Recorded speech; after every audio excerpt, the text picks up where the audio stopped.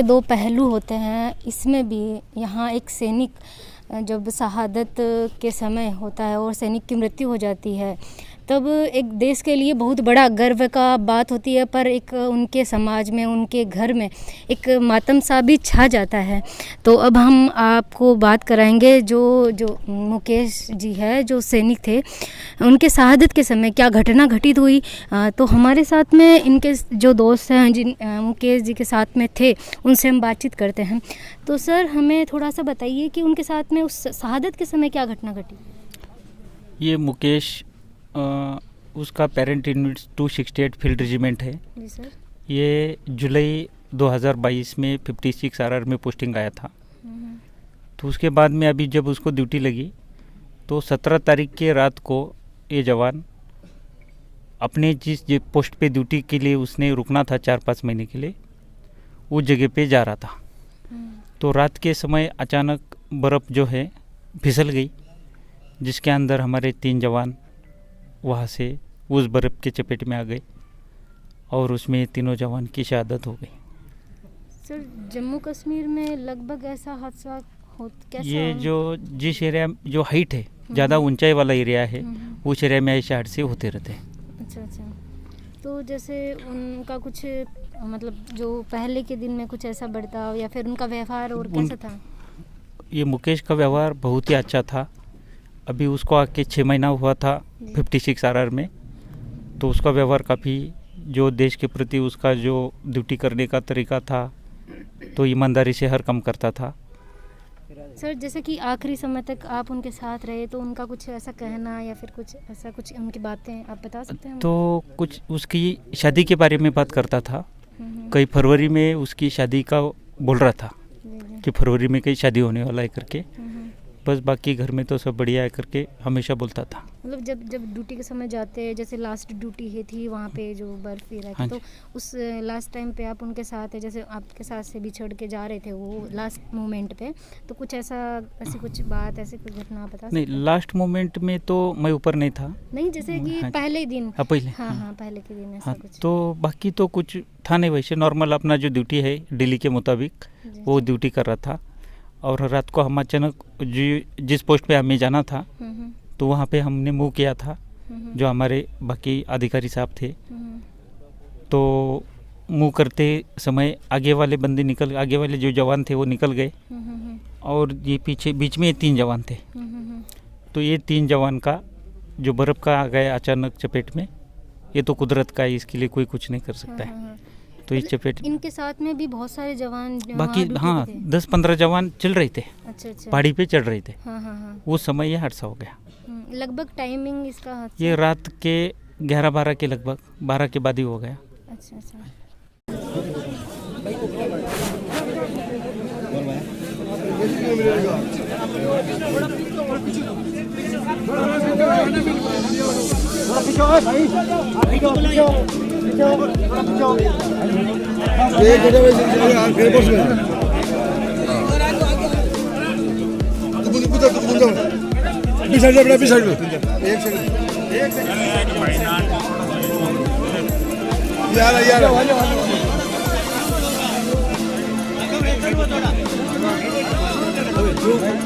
क्या हो रहा है? पीछे सरको।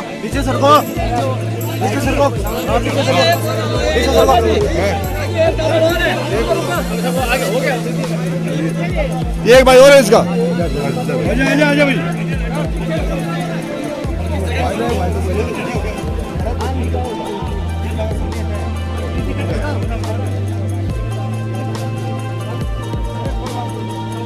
चलो ठीक है। तो ये जो वीर शहीद हुए हैं, उनके मौसी है, तो और ये उनकी माता जी है, तो इतना बड़ा नाम रोशन करके गया, पूरे समाज को, पूरे देश को उन पर गर्व है। तो आप उनके बारे में क्या कहना चाहोगे? मैं यही कहना चाहूँगी कि मेरा भांजा मुकेश कुमार ये आर्मी में लगा, हमें बहुत खुशी हो रही है, और ये हमारे देश में हमारे पूरे समाज का नाम रोशन करके गया है।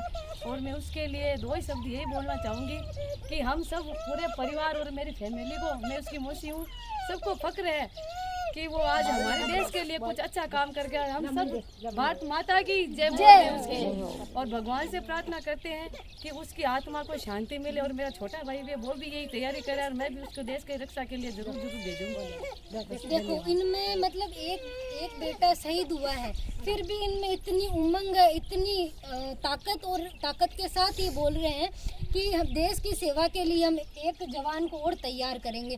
तो सभी जनता को, सभी लोगों को देश पर गर्व होना चाहिए कि वो ऐसी माएँ जो अपने बच्चों को 22-23 साल तक पालती है, पोसती है और वो फिर बाद में आर्मी में भेजती है, तो कितनी गर्व की बात होती है कि अपने एक शरीर के टुकड़े को, कलेजे के टुकड़े को, चांद के टुकड़े को भेजता है। एक माँ के लिए अपना बच्चा चांद से या हीरे मोती से कम नहीं होता है, तो उसको इतने पाल पोस के अपने कलेजे के टुकड़े को भेजते हैं। तो लोगों को आर्मी पे सलाम करना चाहिए, उनकी इज्जत करनी चाहिए। और मैं यही कहना चाहूँगी कि सभी लोग जो देश में देश की सेवा करते हैं, देश के लिए जाते हैं, जवान होते हैं, उनके सम्मान के लिए तत्पर होना चाहिए, अपने देश के लिए तत्पर होना चाहिए सभी को।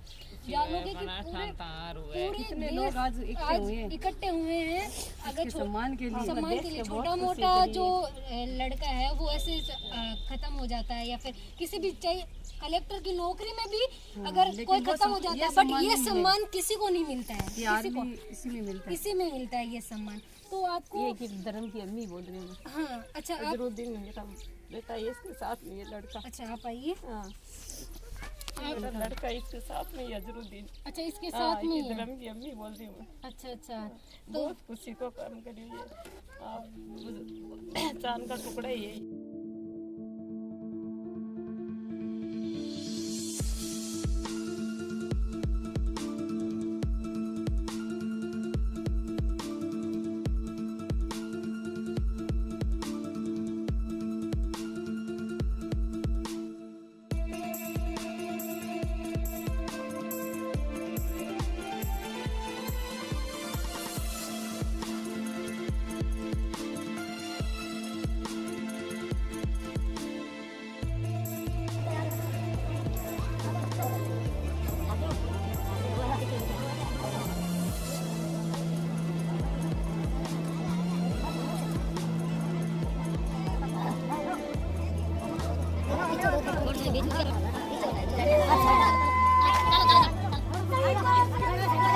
चलो भैया।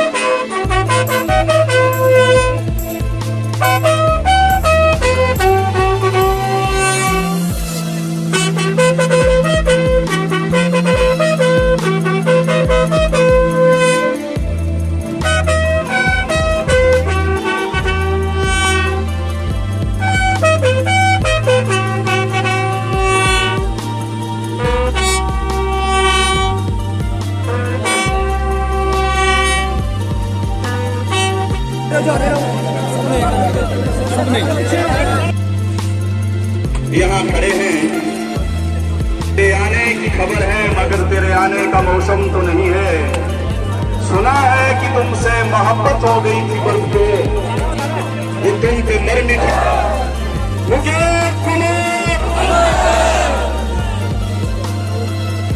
ऐसे तुम्हें और जांबाज युवा महज 22 वर्ष की आयु और ये इतना बड़ा किताब।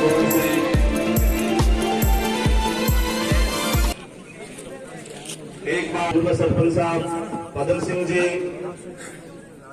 भाई साहब गजेंद्र सिंह जी ओडिट, ब्रिजराज सिंह जी रायधना, भागीरथ जी यादव, जयराम सिंह जी बुर्डक, देवाराम जी पटेल, अंजना जी शर्मा लाडनू, गोपीराम बिजारणिया, विकास बुर्डक, मनजीत सिंह जी शामरात, हनुमान जी कासनिया प्रधान साहब, सावरमल जी भामो, कैलाश नेखारवाड़ पीसीसी सदस्य, रामदेव जी बीरड़ा, सावरमल जी तोदी,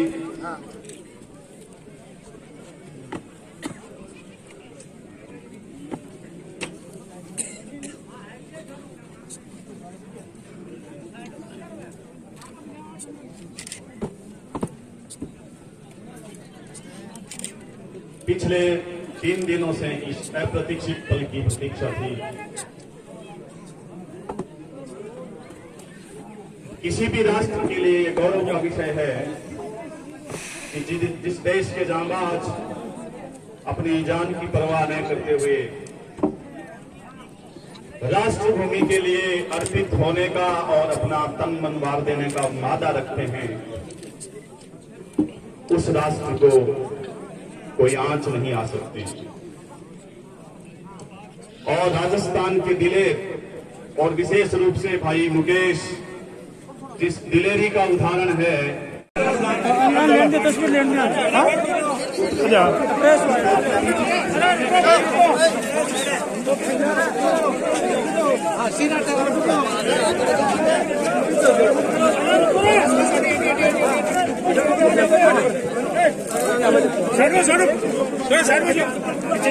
प्लीज साइड में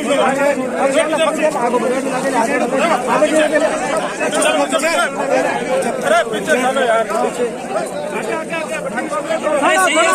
अरे मत यार,